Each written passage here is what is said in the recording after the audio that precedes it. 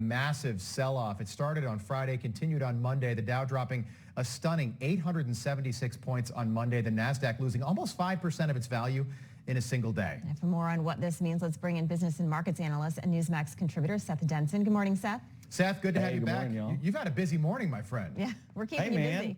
You've been on the air more than me today. I got that cup of coffee now, so I'm wired up. Now you got the coffee. Well, we appreciate you being back with us. We're now officially in bear market territory. Is a recession next? Likely. Yeah, it's just a matter of when. I think most analysts think that we will see some economic growth in this second quarter.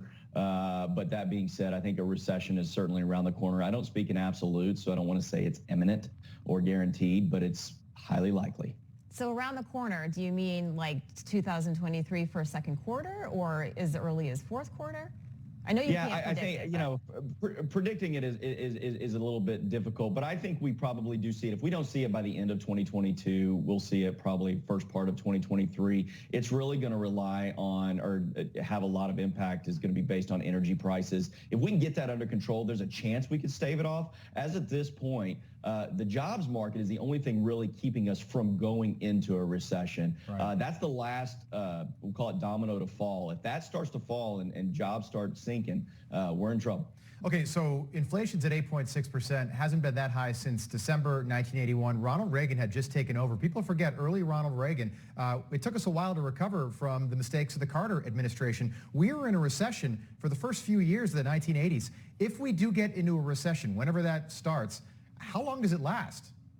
Yeah, recessions can last weeks or they can last years, Rob. It really is dependent upon, you bring up a great example of Ronald Reagan. What is the economic policy that's going to pull you or lift you out of it? And unfortunately, what we're not hearing out of Washington is any adult in the room that's signaling an economic policy that says that this can lift us out of it if we go there. Right now, the Biden administration continues to try to look at signals, i.e. the jobs report, that, hey, things are going great. I think the Biden administration is going to come out next week and say, boy, that inflation, we're knocking that out of the park. Or two, they're going to say, hey, all you young people wanting to invest, congratulations. We've made stocks on sale for you. Congratulations. Look at what a great job we're doing. Yes, glass half full. I like that. Yeah, Seth, very quickly, the Fed's talking about raising those interest rates.